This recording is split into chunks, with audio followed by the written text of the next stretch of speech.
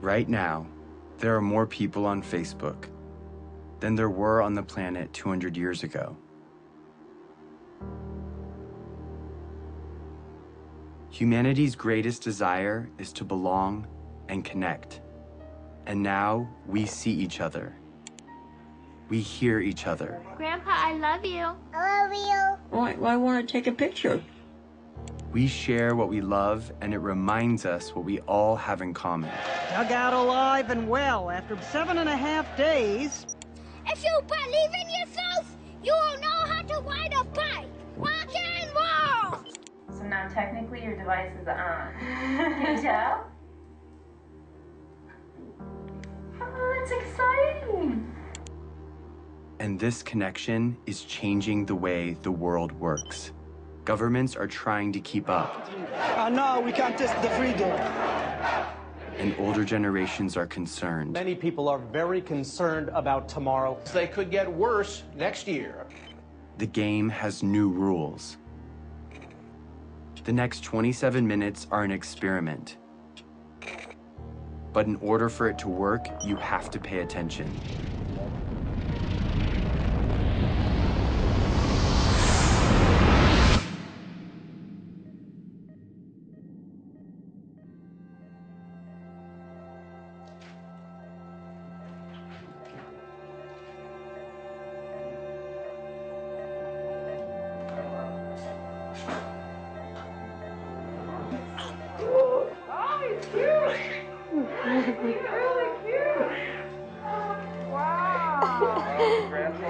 I can hear him. Every single person in the world started this way. He didn't choose where or when he was born. Yeah, he does. But because he's here, he matters. Yeah, we've been waiting for you. You made it. My name is Jason Russell, and this is my son, Gavin.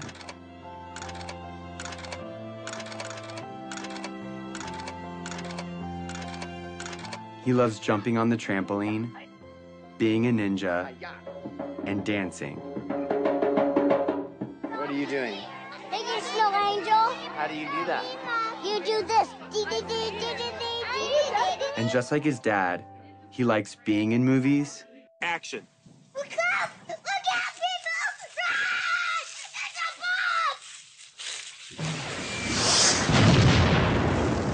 bomb! And making movies. Daddy, watch this. I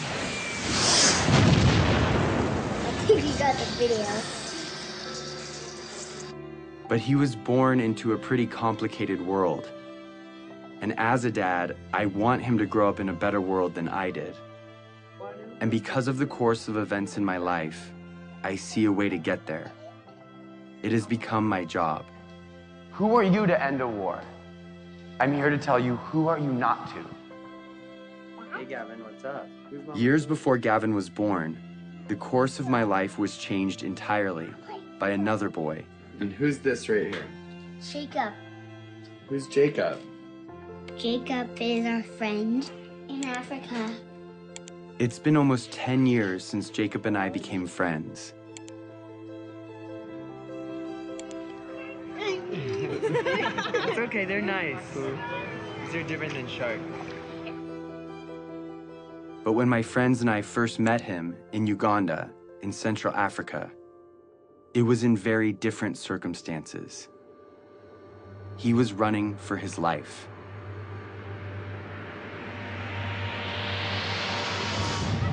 You go to school here. Yes, Yes, that's how you know English so well.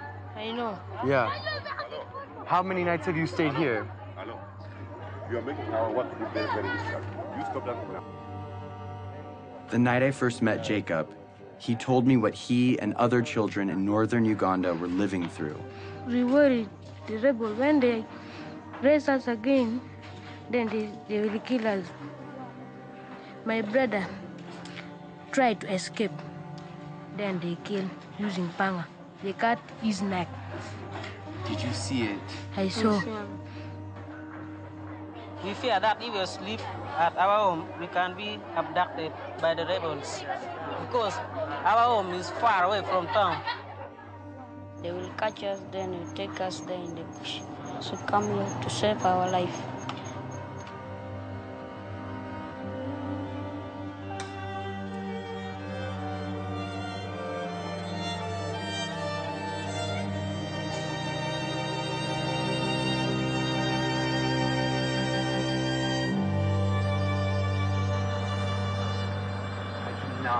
This is surreal. You cannot believe it.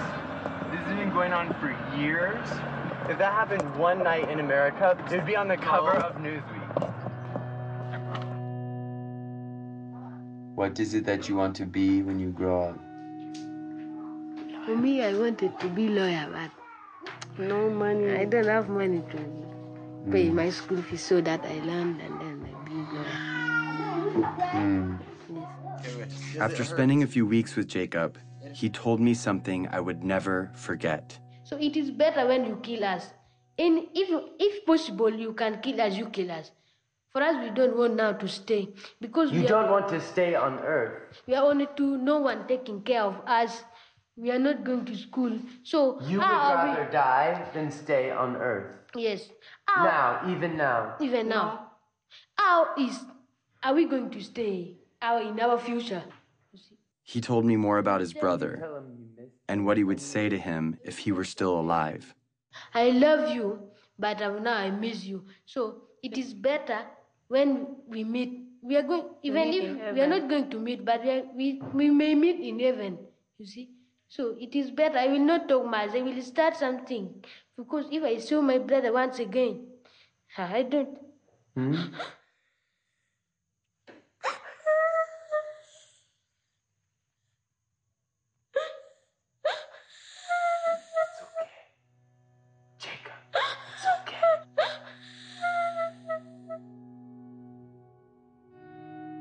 Everything in my heart told me to do something. And so I made him a promise.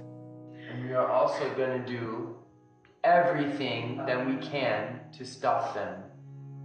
Yes. Do you hear my words? Yes. You know what I mean? Yes. Yes. We're going to stop them. We're going to stop them. I made that promise to Jacob, not knowing what it would mean. But now I do. Over the past 9 years, I have fought to fulfill it. And the fight has led me here, to this movie you're watching. Because that promise is not just about Jacob or me. It's also about you. And this year, 2012, is the year that we can finally fulfill it. And if we succeed, we change the course of human history. But time is running out. To level with you, this movie expires on December 31st, 2012. And its only purpose is to stop the rebel group, the LRA, and their leader, Joseph Kony. And I'm about to tell you exactly how we're going to do it.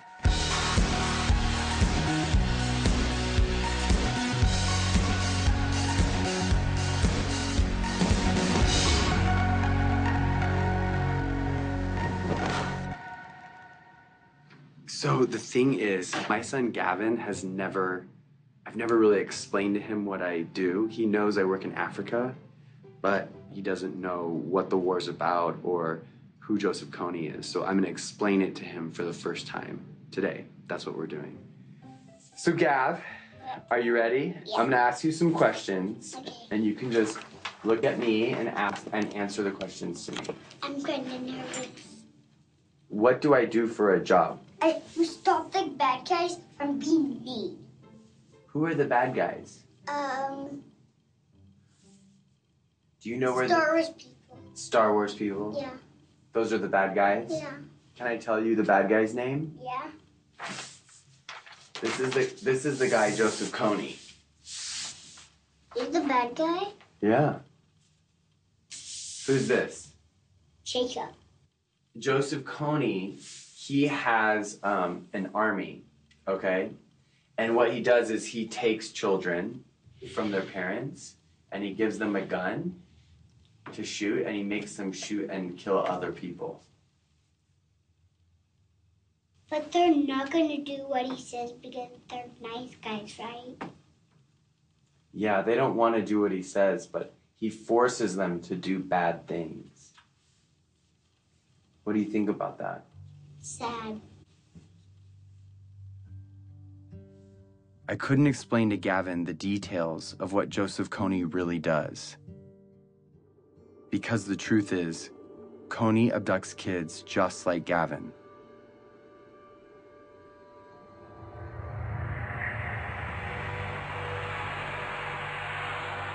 For 26 years, Kony has been kidnapping children into his rebel group, the LRA.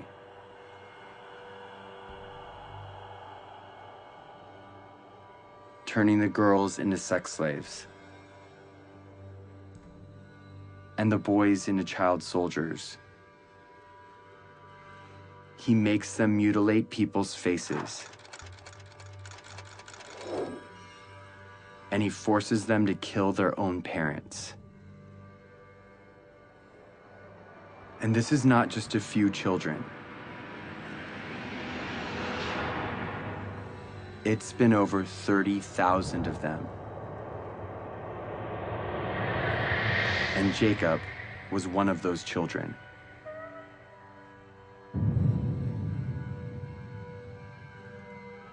As if Kony's crimes aren't bad enough, he is not fighting for any cause, but only to maintain his power. He is not supported by anyone, and he has repeatedly used peace talks to rearm and murder again and again. Kony, different times, proposed peace and then just regain strength and attack. This is the head prosecutor for the International Criminal Court. In 2002, when the court was started, their job was to find and demand the arrest of the world's worst criminals. Although there are a lot of warlords, murderers, and dictators in the world, the perversity of Kony's crimes made him first on the court's list.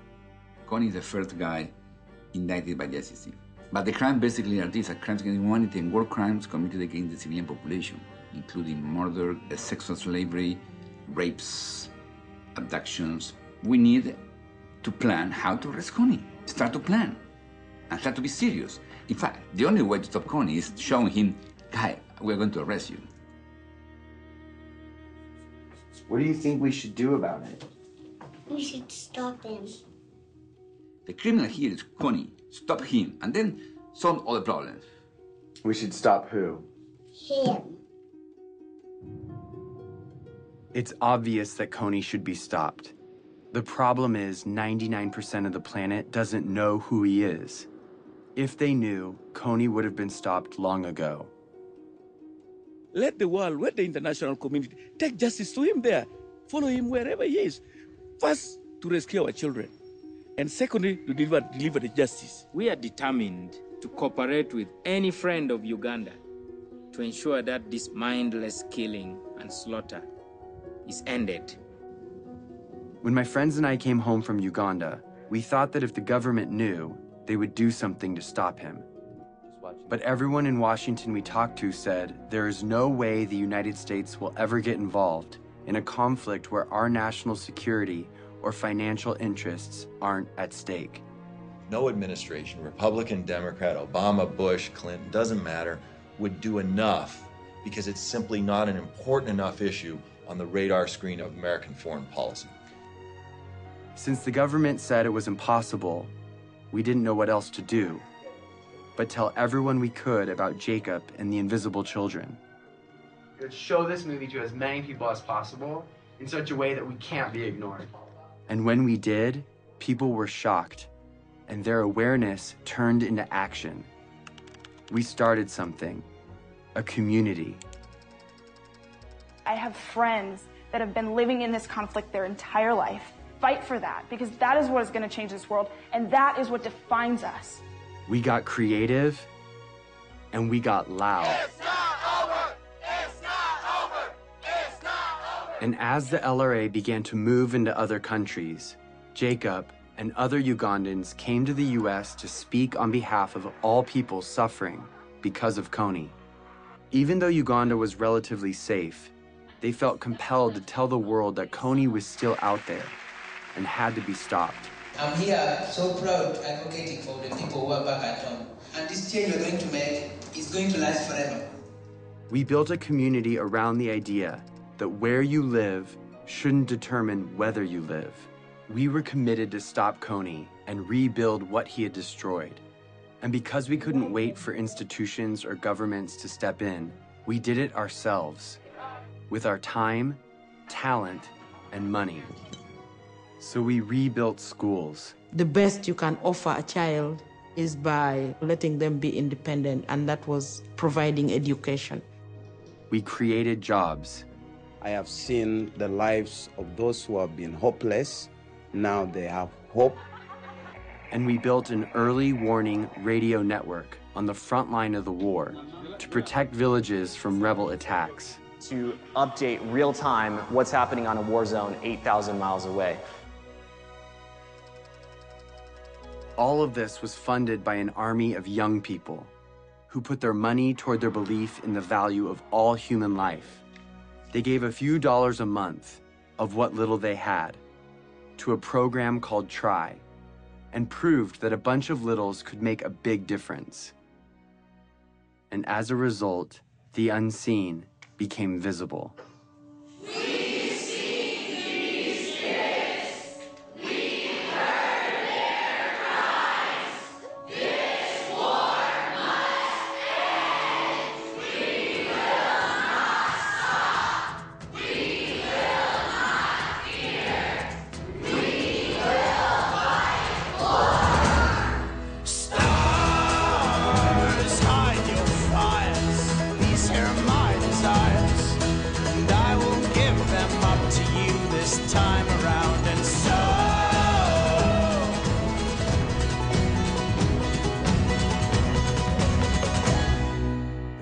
I've talked to people from Mexico, from Canada, from every other state that I can think of. We're all doing this for the exact same reason, and we're all coming from completely different places. This is what the world should be like.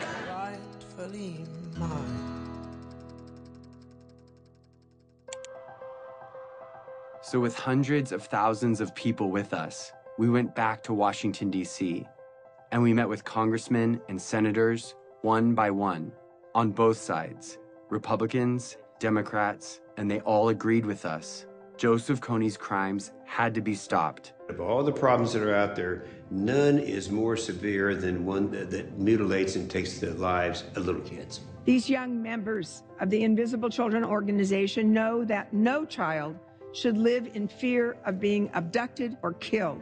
So they were determined to become their voice. They realized that these African children and families were invisible to Washington policymakers, so they decided to make them visible. And what I was told would never happen suddenly became possible. In furtherance of the Congress's stated policy, I have authorized a small number of U.S. forces to deploy to Central Africa to provide assistance to regional forces that are working toward the removal of Joseph Kony from the battlefield. Sincerely, Barack Obama. The surprise announcement came in a letter from the White House. The U.S. president's decision commits U.S. troops to help. To advice and assistance, not putting Americans into combat, to help the countries of the region end this threat once and for all, then that was a worthwhile investment. We used to think we could not do it, and now when I see we can do it, I am overwhelmed. After 8 years of work, the government finally heard us. And in October of 2011, 100 American advisors were sent into Central Africa to assist the Ugandan army in arresting Kony and stopping the LRA. It was the first time in history that the United States took that kind of action because the people demanded it. Not for self-defense, but because it was right.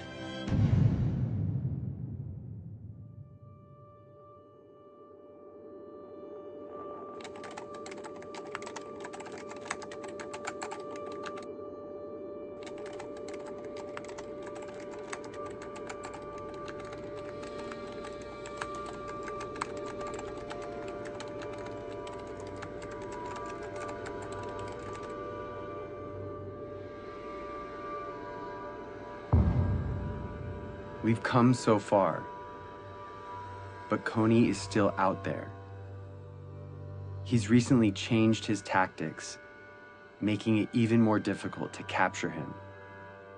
And international support could be removed at any time. If we take the pressure off, if we're not successful, he is going to be growing his numbers. People forget. And you got to remind them, and it takes numbers to remind them. And if interest wanes, then it'll go away. And I'd end up standing out there alone trying to do something to support completing the mission. It's got to be 2012. It's not bad for the youth, it's bad for the world if we fail. It's not important just for Ugandan people, it's important for everyone. It's hard to look back on some parts of human history, because when we heard about injustice, we cared, but we didn't know what to do. Too often, we did nothing. But if we're going to change that, we have to start somewhere. So we're starting here with Joseph Kony, because now we know what to do. Here it is. Ready? In order for Kony to be arrested this year, the Ugandan military has to find him. In order to find him, they need the technology and training to track him in the vast jungle. That's where the American advisors come in. But in order for the American advisors to be there, the US government has to deploy them. They've done that, but if the government doesn't believe the people care about arresting Kony, the mission will be canceled. In order for the people to care, they have to know. And they will only know if Kony's name is everywhere.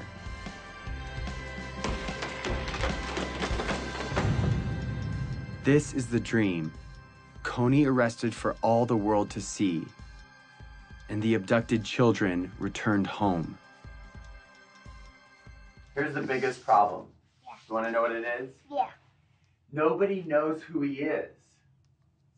But I know who he is because I see him on this picture right now. He's not famous. He's invisible. Joseph Kony's invisible. Here is how we're going to make him visible.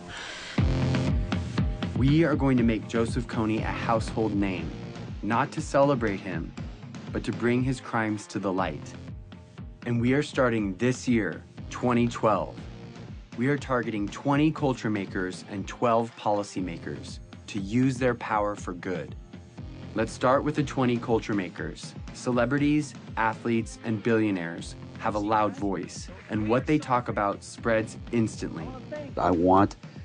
I'd like indicted war criminals to enjoy the same level of celebrity as me.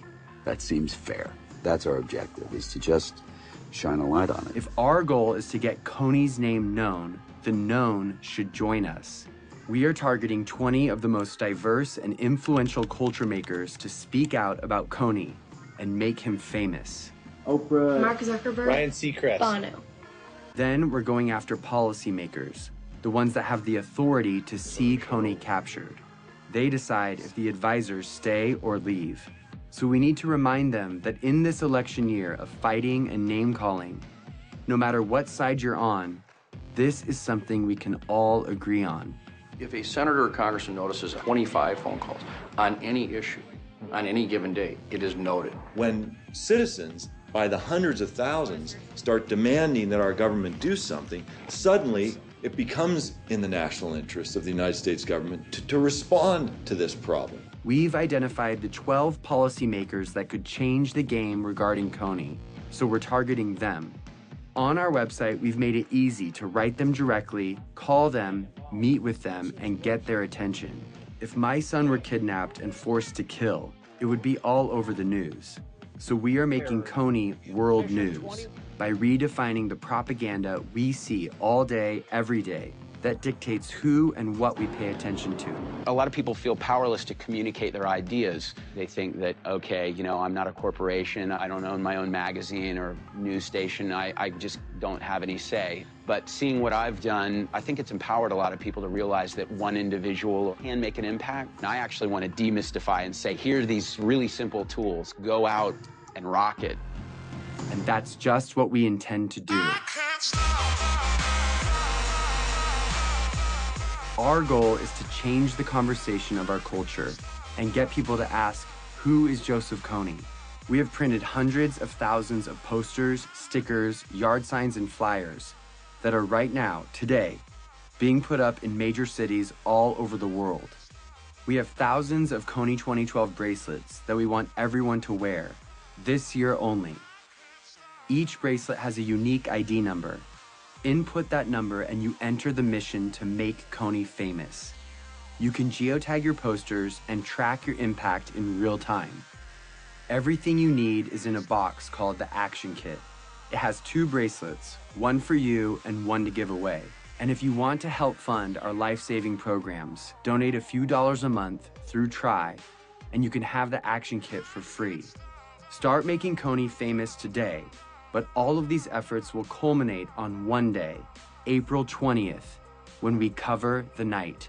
This is the day when we will meet at sundown and blanket every street in every city till the sun comes up. We will be smart and we will be thorough. The rest of the world will go to bed Friday night and wake up to hundreds of thousands of posters demanding justice on every corner.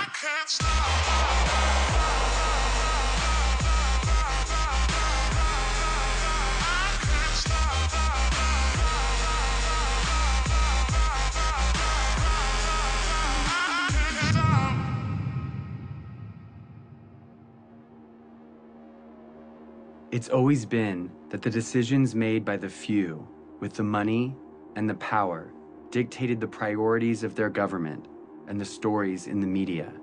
They determine the lives and the opportunities of their citizens. But now there is something bigger than that. The people of the world see each other and can protect each other. It's turning the system upside down, and it changes everything. We are living in a new world, Facebook world, in which 750 million people share ideas, not thinking in borders. It's a global community bigger than US. Joseph Kony was committing crimes for 20 years, and no one cared. We care.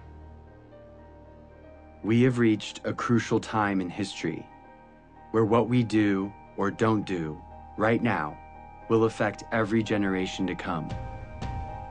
Arresting Joseph Kony will prove that the world we live in has new rules, that the technology that has brought our planet together is allowing us to respond to the problems of our friends.